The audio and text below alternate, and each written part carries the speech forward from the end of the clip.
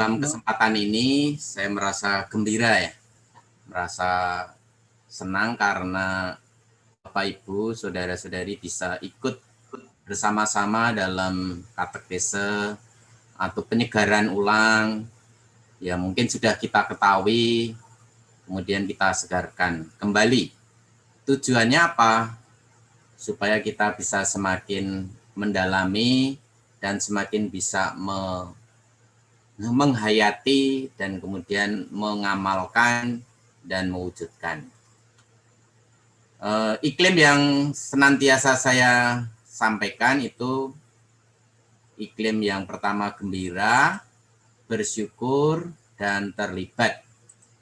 Jadi dalam konteks ini nanti Bapak Ibu bisa ikut bersama dalam menciptakan iklim yang selalu kita buat bersama, yaitu iklim gembira, bersyukur, dan terlibat. Nah, ini katekese bersama keluarga, saya beri judul Komuni Kudus dalam Keluarga, pembekalan untuk para pelayan pembawa komuni. Ini juga bisa didapatkan atau disampaikan kepada semua umat. Hanya kita beruntung bisa bersama-sama pada malam hari ini. Untuk bahan nanti akan saya sharekan saja, saya bagikan. Nanti tidak usah ada yang tanya, nanti share-nya akan dibagikan. Baik, konteksnya apa sih kita kok membuat ini? Konteksnya itu kita ada di dalam pandemi corona. Dan kita juga nggak minta, bahkan semua negara di dunia ini mengalaminya. Pada hari ini yang positif kasus itu, kasus corona pada hari ini lebih dari 5.227. Kemarin itu 5.444. Berarti ini perlu kita sikapi dan perlu kita menjadi kesempatan untuk kita membuat cara berpikir yang baru, cara merasa yang baru, dan bertindak yang baru. Termasuk di dalam mengikuti perayaan Ekaristi. Maka kalau ada kerinduan dari umat, kalau dulu itu bisa setiap minggu ya, bisa setiap minggu bisa mengikuti misa, bisa menerima komuni, tapi gara-gara pandemi corona kita belum bisa. Sekarang banyak umat mengikuti perayaan Ekaristi secara online, dan itu tuntutan dan tantangan, mau tidak mau. Karena yang mengikuti secara langsung itu juga secara terbatas, belum bisa semuanya. Maka ada kerinduan dari umat untuk menerima komuni kudus. Dengan demikian kita ini juga menjadi sangat bagus juga, sangat wajar bahwa punya kerinduan untuk itu. Berarti ada suatu kedalaman iman yang membuat orang itu rindu untuk menerima komuni. Banyak yang sudah menyampaikan gimana caranya. Maka kita perlu merefleksikan, merenungkan apa sih makna dan mengapanya. Nah, ini yang ingin kita segarkan ulang sehubungan dengan perayaan Ekaristi yang setiap kali kita mengikutinya, baik secara offline maupun secara online. Nah, ini konteks yang perlu kita pahami dalam konteks COVID-19 ini. Kemudian yang berikutnya, Ekaristi Kudus itu apa sih? Kalau kita segarkan ulang, Ekaristi Kudus itu kan sakramen pemberian tubuh dan darah Kristus untuk kita. Kita selalu ingat, itu perjamuan terakhir dari Tuhan Yesus. perjamuan terakhir Tuhan Yesus. Nah, dari pemberian tubuh dan darah Kristus itu, kita bersatu dengan Yesus dalam komuni kudus. Jadi yang kita terima setiap kali kita merayakan Ekaristi itu komuni kudus. Membuat kita bersatu dengan Yesus. Ketika kita bersatu dengan Yesus, maka kita bergabung menjadi satu dalam tubuh Kristus, yaitu gereja. Jadi umat yang menerima tubuh Kristus menjadi satu dalam gereja. Maka Ekaristi itu menjadi pusat dari misteri dari semua sakramen. Pusat misteri dari semua sakramen. Maka kan Ekaristi itu bagi kita, bagi gereja, bagi umat beriman itu menjadi sumber dan puncak hidup iman Kristen. Sumber dan puncak hidup iman Kristen. Iman Kristen itu sumbernya dari mana? Ekaristi. Puncaknya di mana? Ekaristi. Jadi tanpa Ekaristi, iman Kristen itu menjadi kurang. Karena menjadi sumber dan puncak hidup iman Kristen. Maka ketika kita menyantap tubuh Kristus atau komuni kudus, kita itu bersatu. Bersatu dengan apa? Dengan cinta Yesus. Bersatu dengan Yesus. Lihat di situ ada kesatuan. Ini secara sederhananya Ekaristi Kudus yang setiap kali kita rayakan dan kita ikuti dan kemudian itu menjadi sumber dan puncak hidup kita sebagai orang Katolik. Bayangkan Bapak Ibu menjadi orang Katolik tetapi tidak pernah merayakan Ekaristi. Itu pasti ada sesuatu yang berbeda, ada sesuatu yang kurang.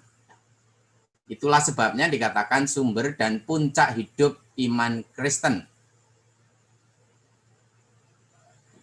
Ada satu judul dari karangan Kardinal Ignatius Kardinal Suharyo itu yang membuat buku Ekaristi. Ekaristi itu apa?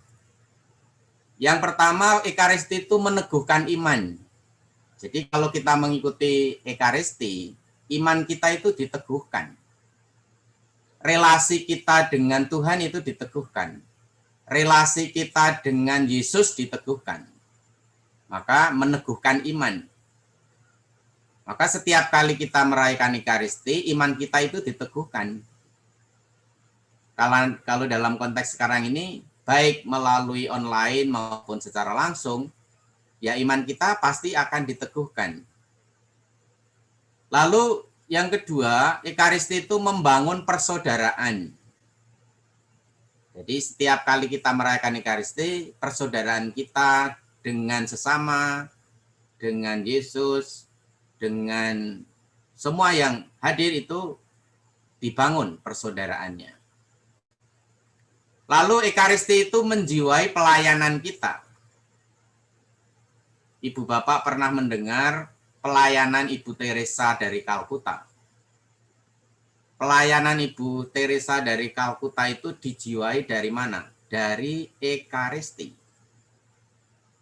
Jadi setiap hari merayakan Ekaristi dan itu menjiwai pelayanan Ibu Teresa dan suster-susternya untuk melayani orang-orang yang ada di pinggir jalan, yang ditinggalkan, kemudian diangkat martabatnya. Jadi menjiwai pelayanan. Maka pertanyaan sederhana untuk kita semua, apakah Ekaristi yang kita ikuti, yang kita bersama-sama terlibat di sana, meneguhkan iman kita, semakin membangun persaudaraan kita, semakin menjiwai pelayanan kita. Nah, ini pertanyaan untuk kita masing-masing ya.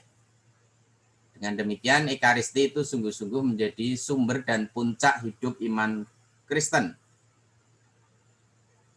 Nah, supaya kita lebih mendalami, menyegarkan Ekaristi, kiranya baik kalau kita melihat setiap kali kita merayakan Ekaristi itu ada 4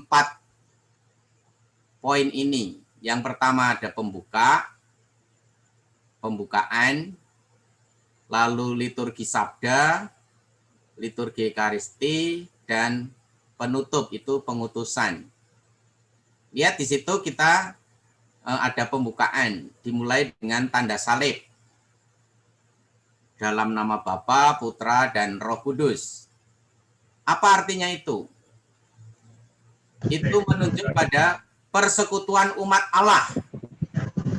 Persekutuan umat Allah. Prakarsa undangan itu berasal dari Allah Bapa. Prakarsa undangan itu dari Allah. Kita datang untuk merayakan Ekaristi, itu kita menanggapi sebagai tanggapan kita terhadap undangan Allah Bapa, Allah Putra, dan Allah Roh Kudus.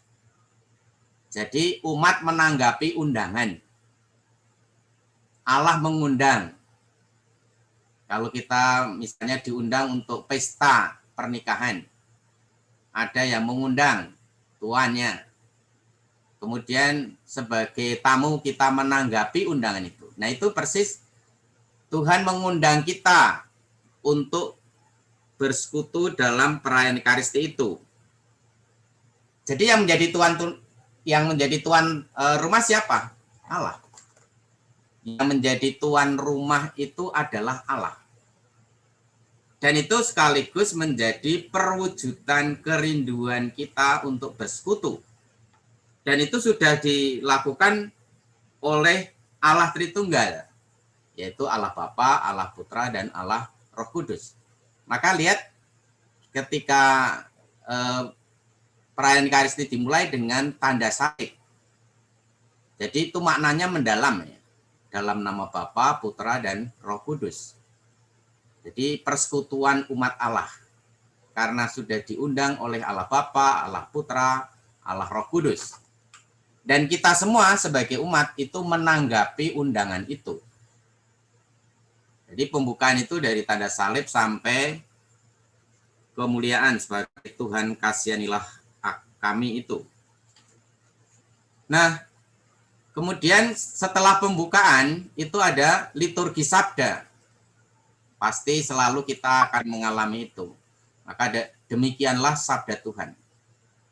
Nah, kita ingat bahwa manusia itu hidup bukan dari roti saja, tetapi juga dari sabda Allah.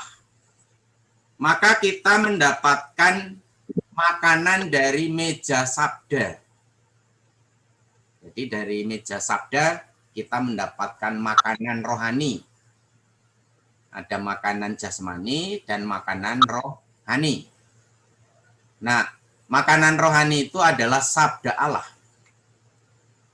Maka tanggapan terhadap sabda Allah itu apa? Iman. Kalau kita menanggapi sabda Allah, iman kita itu diteguhkan. Iman kita itu diperdalam. Jadi ada liturgi sabda ini. Jadi meja sabda. Maka perayaan Ekaristi itu merupakan kesatuan tindakan.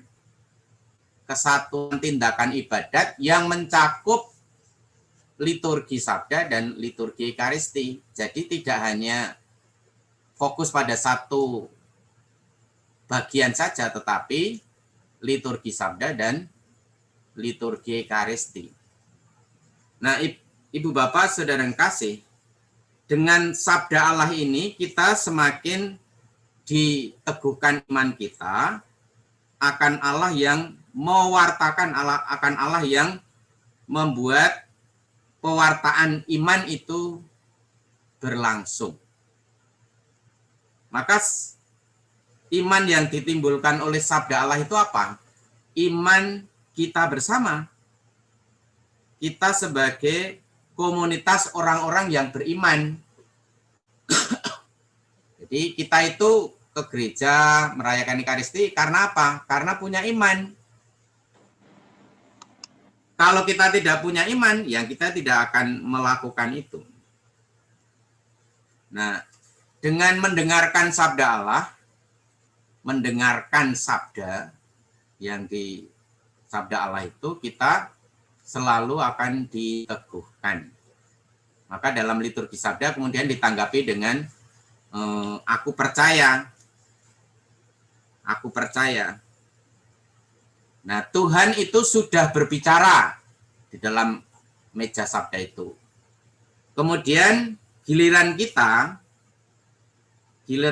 itu menanggapinya dengan mengucapkan aku percaya, dan kemudian diungkapkan juga doa-doa umat. Nah, itu liturgi sabda. Kemudian setelah liturgi sabda apa? Liturgi Ekaristi. Dari meja sabda ke meja altar. Itu dari persiapan persembahan. Dan berpuncaknya pada apa? Puncaknya itu doa syukur agung. Jadi Ekaristi itu selalu harus ada yang namanya doa syukur agung. Kalau tidak ada itu berarti bukan Ekaristi. Nah, dari persembahan berpuncak ke doa syukur agung dan doa sesudah komuni. Inti pesannya apa? Inti pesannya adalah hidup di dalam pengharapan. Inti pesannya itu hidup di dalam pengharapan. Nah, pengharapan kita itu apa? Inti dari harapan manusia itu apa? Inti harapan manusia itu adalah kepenuhan hidup. Kepenuhan makna seluruh alam ciptaan dalam kerajaan Allah. Jadi kita sebagai orang beriman itu punya pengharapan, yaitu hidup yang penuh. Kepenuhan makna seluruh alam ciptaan dalam kerajaan Allah, dalam kerajaan surga. Nah, yang jadi poin juga di dalam selalu perayaan Ekaristi atau liturgi Ekaristi itu adalah roti dan anggur. Nah, roti itu mengingatkan makanan, dan itu menjadi makanan rohani bagi kita. Anggur mengingatkan pada minuman apa? Minuman rohani. Maka kalau kita selalu merayakan Ekaristi, doa syukur agung itu mulai dari privasi, kudus, dan doa syukur agung. Apa yang dikenangkan di dalam doa syukur agung itu? Yang dikenangkan itu adalah sengsara, wafat, dan kebangkitan Kristus. Ibu bapak, saudara-saudari, setiap kali kita merayakan Ekaristi, selalu kita mengenangkan apa? Mengenangkan sengsara Yesus, wafat Yesus, dan kebangkitan Yesus. Maka ini penting untuk kita dalami juga dalam kehidupan kita. Ada yang menarik, yang mungkin Bapak Ibu belum pernah mendengar. Dalam Ekaristi itu Roh Kudus dimohon 2 kali. Coba perhatikan kalau mendengar pas doa syukur agung, Roh Kudus itu selalu dimohon 2 kali dalam doa syukur agung. Itu kapan? Yang pertama, daya Roh Kudus itu dimohon turun atas roti dan anggur, supaya menjadi tubuh dan darah Kristus. Jadi yang mengubah roti dan anggur menjadi tubuh dan darah Kristus adalah daya Roh Kudus. Jadi daya Roh Kudus. Jadi yang pertama itu sebelum konsekrasi ya. Jadi dimohon Roh Kudus untuk membuat roti dan anggur ini menjadi tubuh dan darah Kristus. Yang kedua kapan? Roh Kudus dimohon untuk mengubah komunitas atau gereja, jemaat yang telah dikenyangkan oleh tubuh Kristus menjadi satu tubuh. dan satu roh dalam Kristus. Jadi ingat ya, Roh Kudus itu dimohon 2 kali dalam doa syukur agung.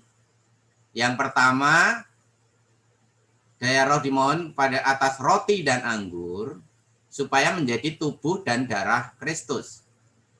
Jadi komuni itu nantinya, komuni itu pada waktu konsekrasi, diubah dari roti, diubah menjadi tubuh Kristus sendiri. Maka nanti kalau kita menjadi pembawa, nanti pelayan pembawa komuni, itu kita membawa tubuh Kristus sendiri. Maka penuh hormat, penuh bakti. Karena yang dibawa adalah tubuh Kristus sendiri. Itu penting untuk kita sadari dan kita yakini. Maka ketika kita menerima tubuh Kristus, kita menjawab amin, ya. Itu memang sungguh-sungguh tubuh Kristus. Jadi tubuh Kristus. Itu berhubungan dengan liturgi Ekaristi. Nah, yang penutup. Pada waktu penutup kita itu, marilah kita pergi, kita diutus. Jadi ada pengutusan ya. Jadi setelah komuni, liturgi Ekaristi selesai, perayaan Ekaristi ditutup dengan ritus penutup. Dan ritus penutup ini ritus pengutusan. Ritus pengutusan. Jadi sebelum diutus jangan pulang dulu gitu. Maka ada guyonan itu ya. Yang pulang dulu itu adalah Yudas Iskariot. Jadi yang misa belum selesai sudah pulang itu adalah Yudas Iskariot. Tapi ini cuma guyonan ya. Tapi intinya apa? Intinya kita diberkati kemudian diutus. Diutus untuk apa? Kalau Yesus itu kan mengutus para murid untuk memberikan kesaksian mengenai Injil Kerajaan Allah. Memberikan kesaksian Injil. Maka kita diutus untuk memberikan kesaksian Injil, menghadirkan Kerajaan Allah. Jadi tugas perutusan. Maka setiap kali kita merayakan Ekaristi, kita diutus. Selalu diutus. Itu 4 poin yang kiranya kita segarkan ya. Itu sudah hafal kita. Tapi kita segarkan. Jadi pembukaan, liturgi sabda, liturgi Ekaristi, dan penutup yaitu pengutusan. Nah, ini ada kata-kata yang bagus yang bagi saya itu mengesan. Dari Santo Yohanes Maria Vianney, itu Pastor Ars. Tidak menyambut komuni itu seperti orang yang sekarat kehausan di tepi mata air. Tidak menyambut komuni itu seperti orang yang sekarat kehausan di tepi mata air. Jadi di tepi mata air maksud sampai sekarat kehausan. Itu orang yang tidak menyambut komuni. Itu menurut Santo Yohanes Maria Vianney yang hidup tahun 1786 sampai 1859. Ini juga ada kata yang bagus yang dari Santo Thomas Aquinas. Efek sesungguhnya dari Ekaristi itu adalah perubahan dari manusia menjadi Allah. Jadi kita diubah untuk jadi manusia dari Allah. Ada yang lain lagi yang perlu kita dalami. Bagaimana Yesus itu bisa membagikan tubuh dan darahnya. Bagaimana Yesus bisa membagikan tubuh dan darahnya. Yang pertama, dengan mengubah roti menjadi tubuhnya. Mengubah anggur menjadi darahnya.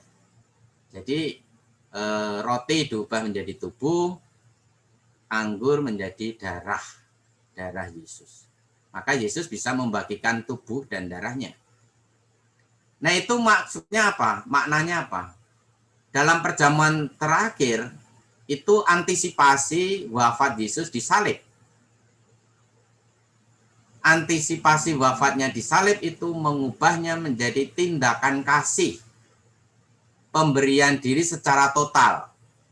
Jadi luar biasa ya, Yesus itu memberikan dirinya secara total, secara keseluruhan. Itu sudah diantisipasi di dalam perjamuan terakhir itu. Ini kata-kata yang bagus dari Santo Franciscus de Sales. Ada lingkungan yang mengambil nama Santo Pelindung ini. Dia hidup dari 1567 sampai 1622.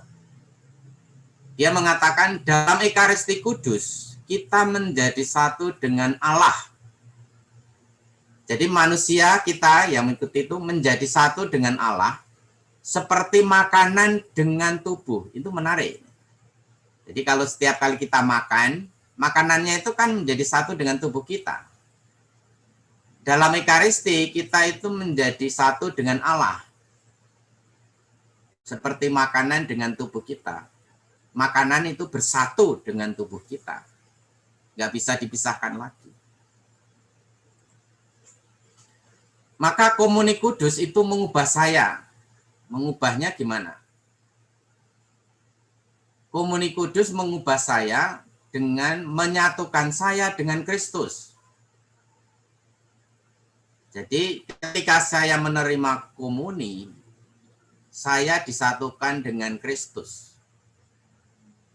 Jadi komuni itu membuat kita bersatu dengan Kristus. Yang kedua, kita membuat saya menjadi anggota tubuh Kristus. Ya, membuat saya menjadi anggota tubuh Kristus. Nah, dengan demikian memperbaharui rahmat yang saya terima pada saat baptis dan penguatan. Rahmat yang saya terima pada waktu baptis. Tapi komuni itu juga meneguhkan saya dalam peperangan. Peperangan melawan apa? Melawan dosa. Jadi komuni kudus itu mengubah saya dalam hal meneguhkan saya dalam peperangan melawan dosa. Nah, dosa dilawan melalui peneguhan saya dalam komuni.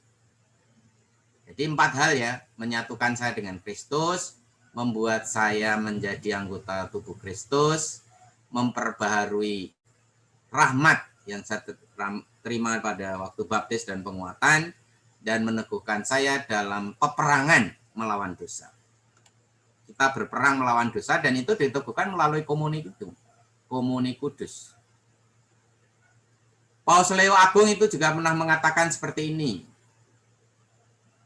Saat kita menerima tubuh dan darah Kristus, kita akan diubah menjadi seperti yang kita terima.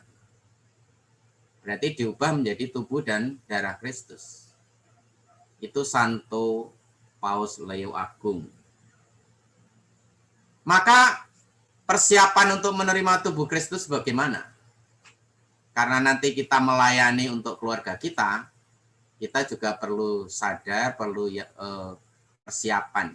Persiapan untuk menerima tubuh Kristus itu pastilah orang yang sudah dibaptis, haruslah seorang Katolik. Jika punya dosa berat dalam kesadarannya, dia harus mengaku dosa dulu, menerima sakramen tobat. Berarti apa? Berarti sebelum mendekati altar, berdamai dulu dengan sesamanya. Ibu bapak, saudara-saudari, dulu ada praktek sebelum menerima komuni itu sekurang-kurangnya berpuasa selama 3 jam. Dulu ada praktek seperti itu. Tetapi sekarang prakteknya itu berpuasa sekurang-kurangnya 1 jam sebelum menerima komuni. Berpuasa berarti tidak makan, tidak minum. Minum ya mungkin kalau memang butuh sekali ya bisa. Nah ini tujuannya apa?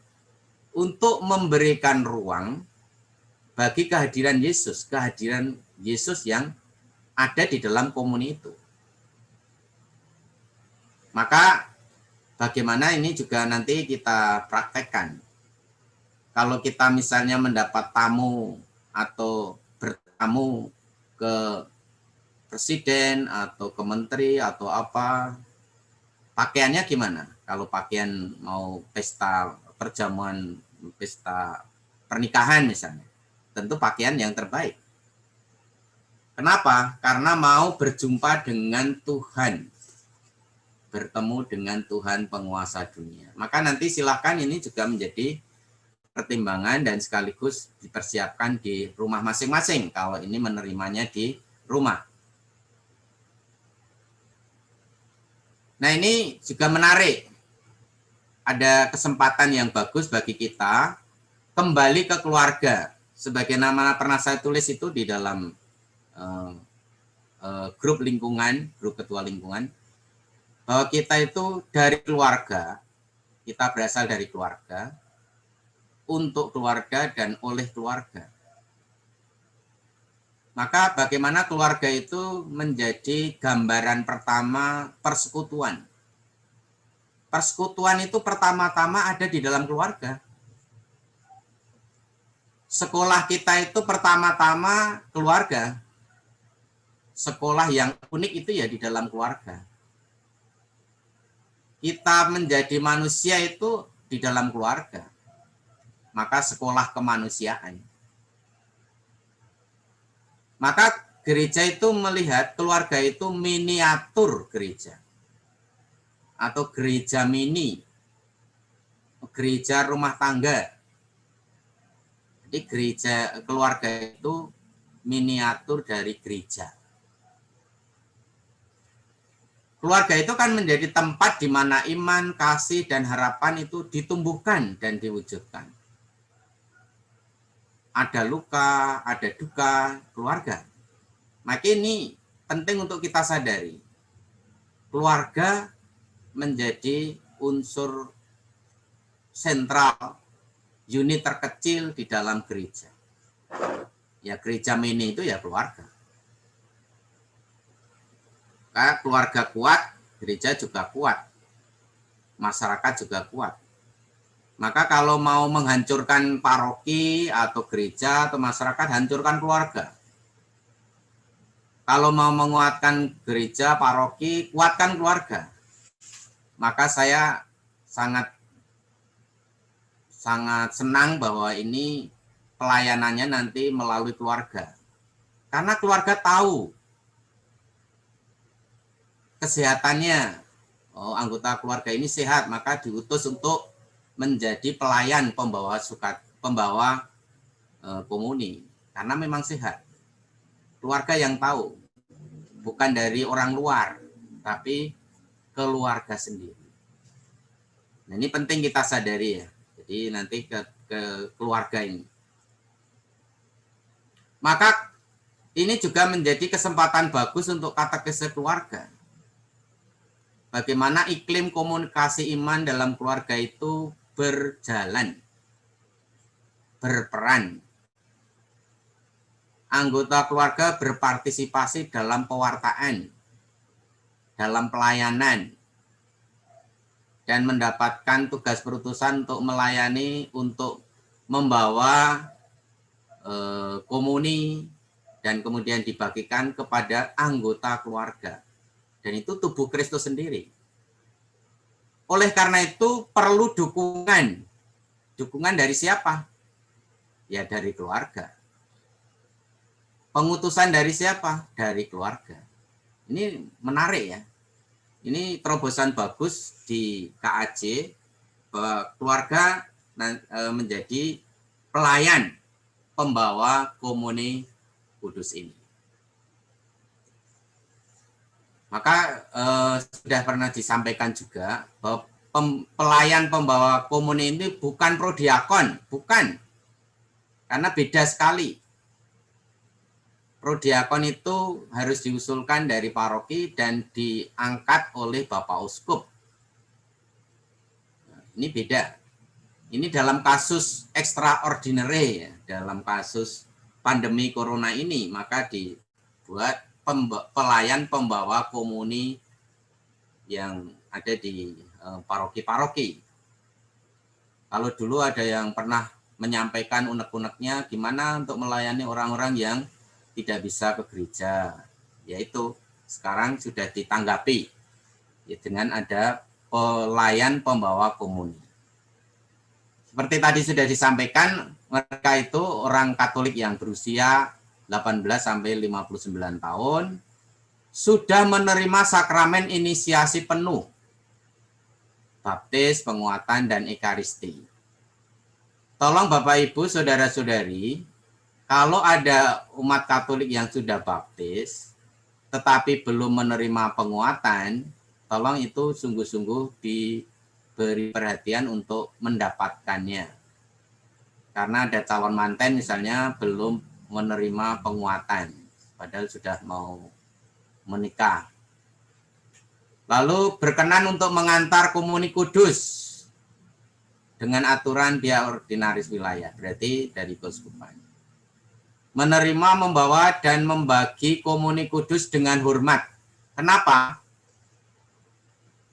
Karena tadi sudah saya katakan bahwa itu adalah tubuh Kristus sendiri. Maka yang saya bawa, yang saya bagikan kepada anggota keluarga saya, itu adalah tubuh Kristus sendiri. Itu penting untuk kita yakini. Maka sikap yang perlu dibangun oleh PPK apa? Bersyukur dan berterima kasih. Bapak Ibu ikut ambil bagian, membawa tubuh Kristus sendiri. Bersyukur. Juga sikap penuh hormat. Lalu pelayanan yang tulus.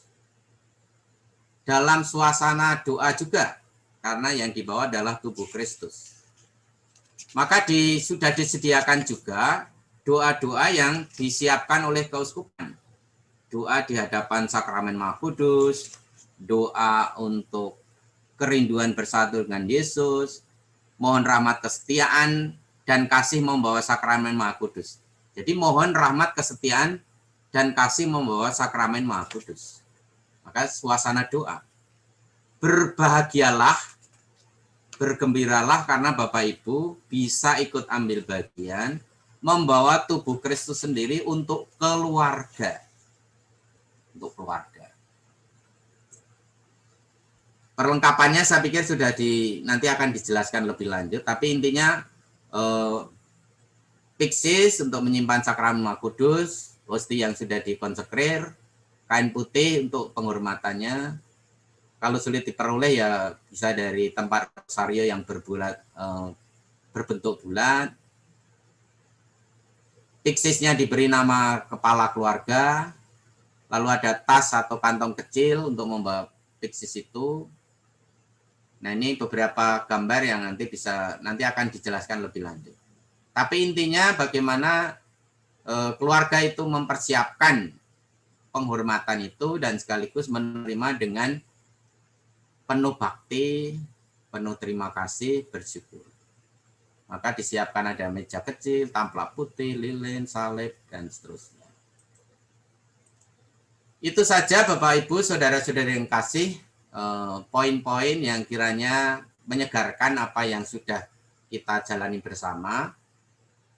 Saya berharap bahwa kita semua itu sungguh bersyukur karena ini menanggapi kerinduan umat untuk menyambut komuni kudus. Dan itu dilakukan oleh siapa? Oleh keluarga masing-masing. Dari keluarga, untuk keluarga, dan oleh keluarga. Ini menarik ya. Jadi dari keluarga, untuk keluarga, dan oleh keluarga. Ini saja, terima kasih. Semoga ini menyegarkan apa yang kita dapatkan untuk ditindaklanjuti sebagai pelayan pembawa komuni. Dan sekaligus untuk yang menerima pun juga bisa menjadi penyegaran.